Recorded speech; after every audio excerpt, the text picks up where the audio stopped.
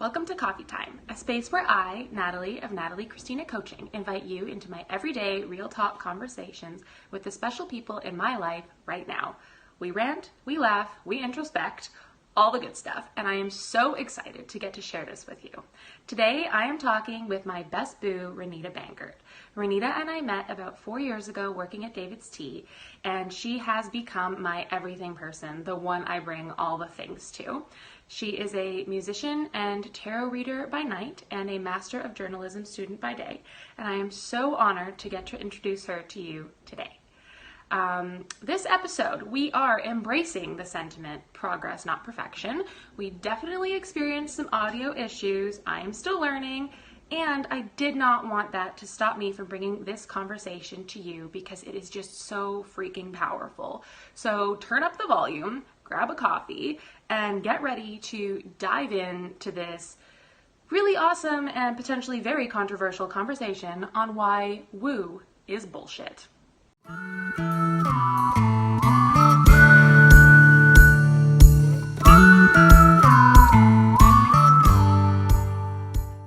I posted that, Renita replied with the topic of mindfulness. And I read that, and at first I was like, oh yeah, that's so awesome. And then I legitimately walked to my kitchen and I was like, what the fuck even is mindfulness? Like, how do I even start talking about this? Because it's the word elusive word that is used so much now, but I don't feel like there's a way to really define it. And then my next thought was my grand distaste for this one word, which is what we will be unpacking today, because I do think the topic of mindfulness will take up several episodes ongoing. So our topic of the day is woo. And so, as I explained to you when we first got talking about this is a topic that seems to be coming up so much more in like the overall wellness industry. So whether it be like holistic coaching or, even people who are doing more like food-oriented mindset, mindfulness coaching, or strictly fitness and that sort of thing. Anything really that has to do with a mindset around a thing that's outside of you or whatever. They talk about woo. And it's a term used, just for some context, to describe the more spiritual sort of practices. So when you do talk about mindfulness, people can describe that as woo, but the meditation, sometimes even the journaling, whatever it might be.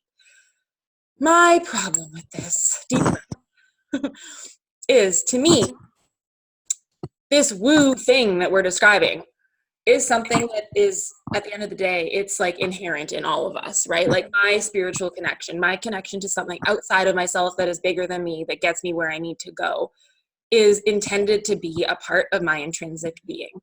And so by describing it as woo, we as a whole within this industry are creating an otherness that I think can make it really makes that end goal like non-attainable. Because if you start, like for me at least, like I think if you start off describing this thing as other, it can never be intrinsic. Like I can kind of map it onto what I'm currently doing and they might like exist in parallel, but it's never actually at that core, if that makes sense. And so like, yeah, and it just, I don't know, like as soon as I started hearing it, I like got my back up about it and I couldn't figure out why. I was like, why do I not like this woo thing? And then I was like, oh, that's why. Because like my God self just is my true self. And I didn't know that 10 years ago, but I know it now. And for me, if someone had come up and said like, oh, there's this thing yonder and it can be part of your life, as opposed to the way that it was taught to me as it is your life, I wouldn't be in the place I am now.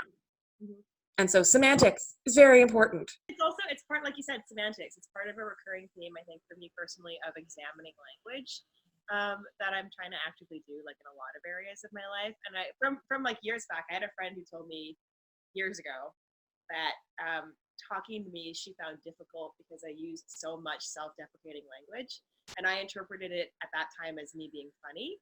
Like, it's like sarcasm, that's my sense of humor. And she was like, no, you're just being really cruel to yourself all the time, and it's not fun to talk to you. Like every sentence is like that. And from that point, like that really made me want to start re-examining the way that I use language for myself, and then also the way that like semantics can impact the world, because it has a crazy impact. And something like woo is like a way of being kind of like self-pejorative, because if you use it, even I used to use it to describe my own stuff, right? And so that is a way, you're right, it is a way of like othering that stuff from some central part of you. And if you use those pejorative terms to describe any aspects of yourself, that is automatically kind of creating a boundary. And so I do feel like what you were saying with the othering, it's kind of it's really effective at othering, which is not going to help you sort of engage with it more. And then B, it's also it's damaging to yourself to try and like, you know, think about these aspects of your life that you enjoy or engage in or that help you, but you need to put them behind this barrier of like being a pejorative part of your identity. I think that really feeds into also what we were talking about before this, which is how like it can be used kind of as a front for not being taken seriously. Like, and I'm wondering if part of this is people, and granted, I was totally one of these people, because the first time that I was introduced to this concept of God after my falling out with Catholicism, and like a whole bunch of other life things that happened, I was like, what are you talking about? Like, I am not praying to this thing that, based on my logic background, I know does not exist, and all of these things. And I feel like it can be a way for someone, so it can be useful, but still this is kind of hindering that acceptance part. I feel like people, myself included maybe, when I have used it, who have a more analytic background, use that term to describe those, you know, spiritual wooey things.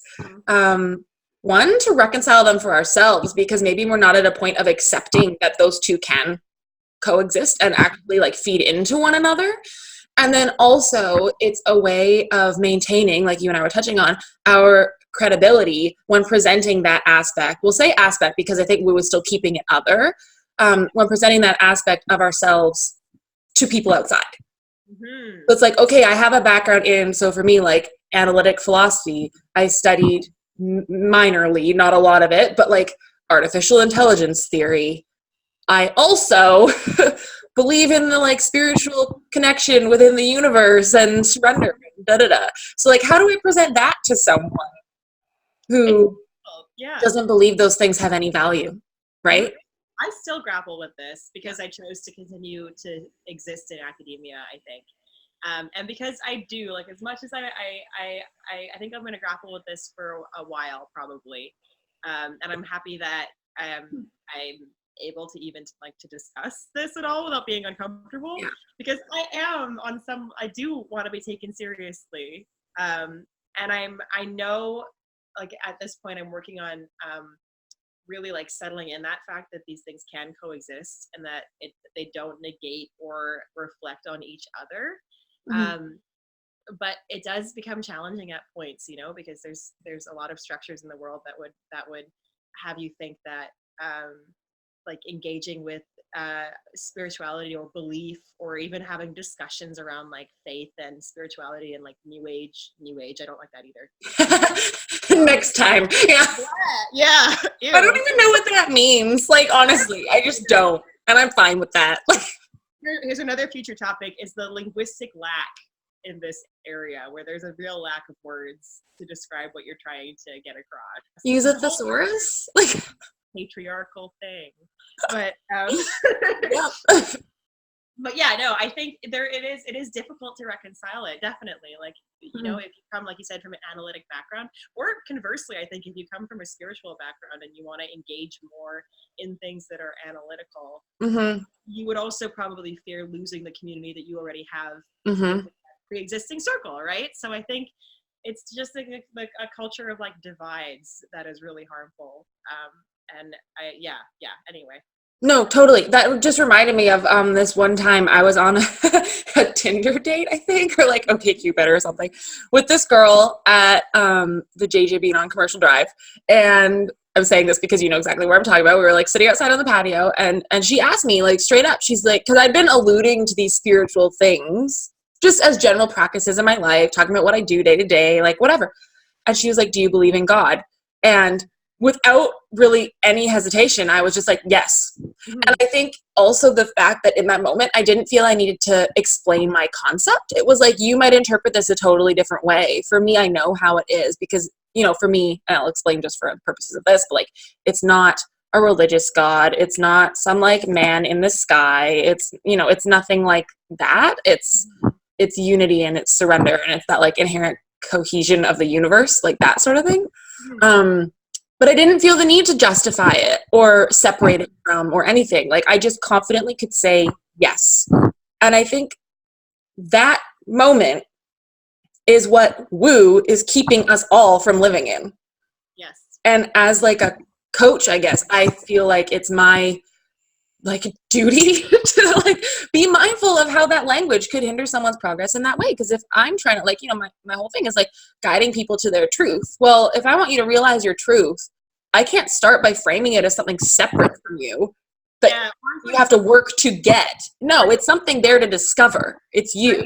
Right? Or framing it as something like with woo, I feel like is framing it as something like kind of silly that you can do in your free time, but then you still have to go to your work and be not woo. Serious. And then if you have half an hour a week that you can be woo, that's like working towards a better, which doesn't make any sense because how does that actually translate into your life then at all? If you have like one little window that's like woo time, and then I don't know. I don't think it's a workable system.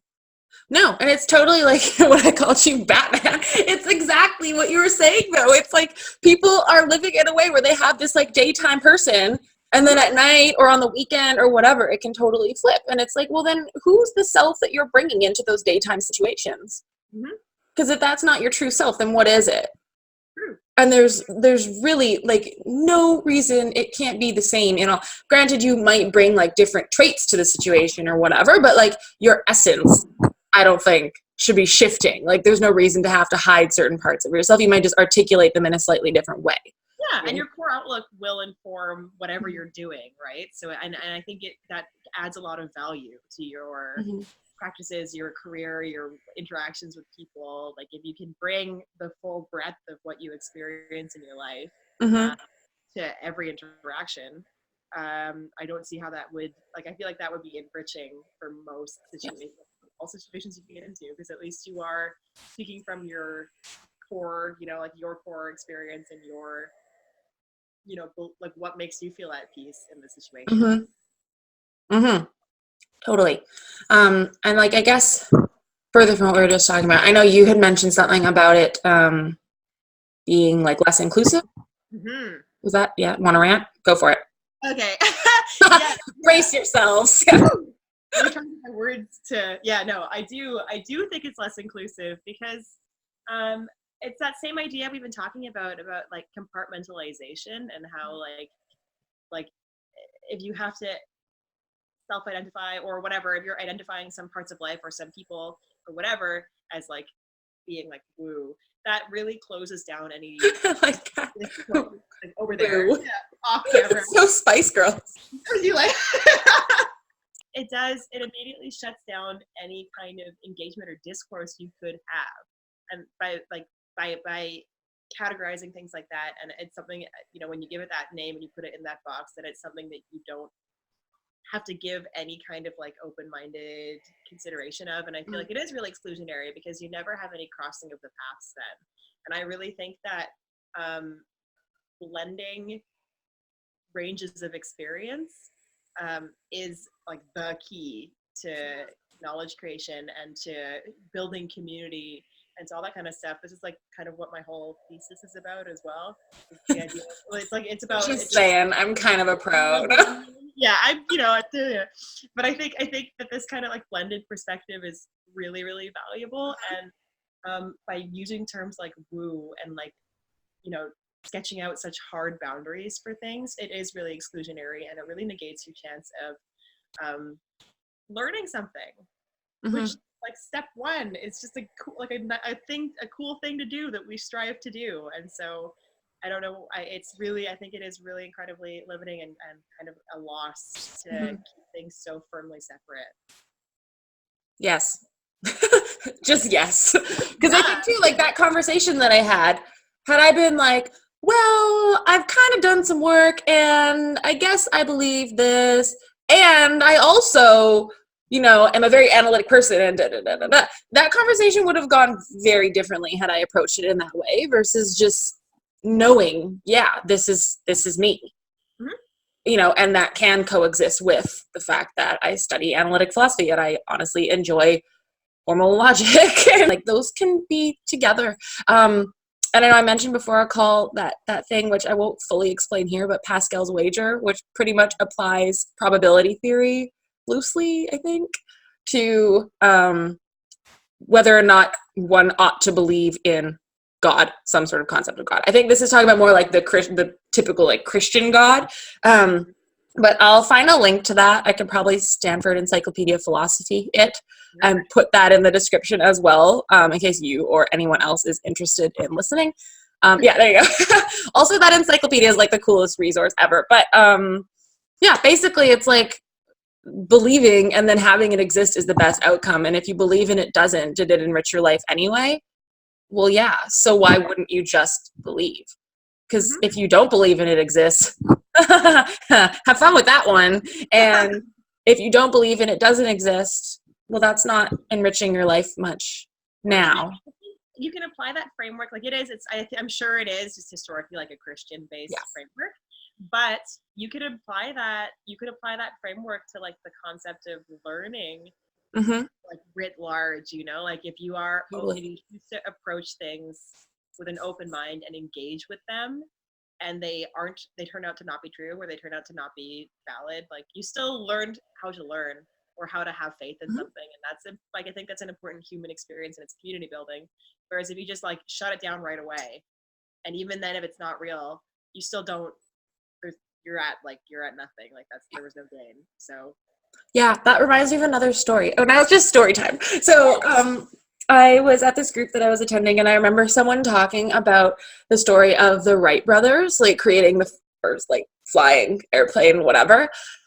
And at that time, apparently, this is just me repeating a story, so like don't quote me too much, but I still like it. At that time, there were so many companies with so much money investing in creating flight, and they were getting nowhere. The Wright brothers legitimately, from what I heard, I think, were like basically scrounging for scraps because they didn't have the funding. They didn't have an investor. They just had this dream and they had faith and hope that this could happen. Granted, these are people who have like obviously some amount of like scientific analytic background for this to have happened, but they had faith. And so with basically scrap parts, they created this working airplane. And so I think that's a really good example of how those two things can come together. And I really like thinking of that story when I'm in those moments where I'm kind of like having trouble reconciling. And it's like, well, no, I can have faith about more analytic things or whatever it is.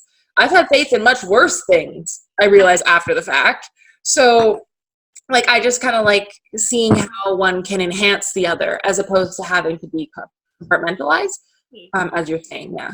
Yeah, over the course of history, this again, don't quote me on this, and there's also like many other problems with this, so this is not like a fully formed point at all, but over the course of history, like so many like huge thinkers, like scientists, mathematicians, whatever, were also giant occultists, because if you have that spirit of learning, it translates across all boundaries, and a lot of the time, having that openness to exploring things that are beyond the realm of what's accepted led to better findings within the realm of things that were like, cutting edge, as you kind of have that ability to keep thinking like, what if this, what if that, and rolling with it. And so I think that it's the same kind of idea as your Wright brothers story, which is also awesome, and I really like that. Yeah. That perspective.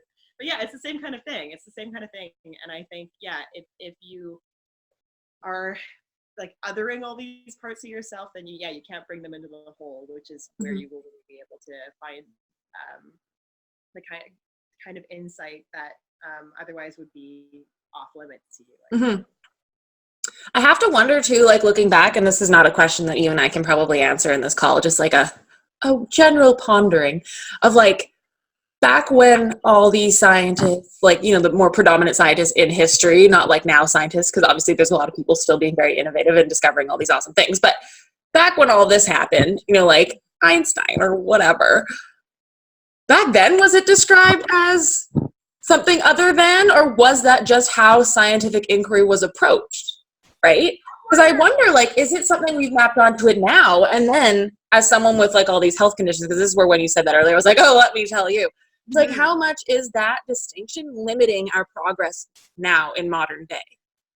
That's a good question. I wonder, because I don't know. I don't have the knowledge, but I wonder, because like, I mean, I'll dream about it tonight. Yeah, way far back, right? Wasn't that there was less of a distinction between like what's science and what's like philosophy? Mm-hmm. And so like, does it, I think, I don't know. I feel like there was a lot of just like experimentation from the get-go, which was probably more blended between like, this is just like magic, and then like this is science, and it kind of like separated more as we went. Mm-hmm. And I would love to know, and I wish that I could do a history degree. I think we could just study it anyway. Read books also, I know. Yeah, but it's just something, it's interesting to think about that. Like, how has it changed over time? And then also understanding context, because like we're talking about obviously that Pascal's wager. Well, yeah, it's from like a Christian context, because that just was the understanding at that time in that area. There wasn't anything other than that. Whereas now, you know, we have knowledge of all these different faiths and sects and things like that, and mysticism and whatever it might be. Like, it's a little bit more open that way overall, that we can understand it from that context. And like, I think for me at least, I'm very, and this is a different topic too, that we will totally unpack a different day, but just on that, for if someone reads that and they're like, well, this guy was just talking about Christian God. Yeah, maybe, but that's all he knew. And now we know more. So we can map that context onto that framework and understand it in a different way. And that's not saying that he did anything bad at that time, because that just was the truth, right? Yeah. And that's also like what you were talking about earlier, like that is science. Like, we go based on one proven hypothesis that becomes fact until we prove something else more or better or different. That's the nature of it. Yeah, exactly. That's it. So there really is never much of there's always, how do you say it? There's always possibility that a concrete fact will be different, or that will add information and enhance it in a certain way, or, you know, a certain part of it might be found to be wrong, but we discover there's this other thing that actually fills in that gap accurately, and we see that it's working and whatever, and then that becomes the new truth. Like, it's never this concrete thing. So then it's like, why are we needing to establish this part of our lives as being so concrete? Why can't we bridge that gap and bring it together? And if down the road we're like, you know what, that part of that spiritual part of me, whatever, doesn't make sense, fill the gap with something else. That's up to you. But it's not separate. It can be one, and you can kind of have it evolve over time, which reminds me of another philosophy story, but it's the ship of Theseus, I think it's called. Anyway, that we don't need to get into. But with that, this was the other thing that I think we had mentioned that I think is really important. I don't want to like talk down anyone. This is really just us rambling about a topic where I was like, why do I feel this way? And like, this is my chance to vent. And like, if you don't, that's okay too, because it's whatever works for you. And I think on that topic, as like a coach within the industry where this term is very prevalent, I'm not good with it. Predominant, one of those two. I think they both make sense. It's used a lot. So and as a coach in an industry where that is the case, it's really up to me with an individual to know when that term, the woo term, can be of service to that person.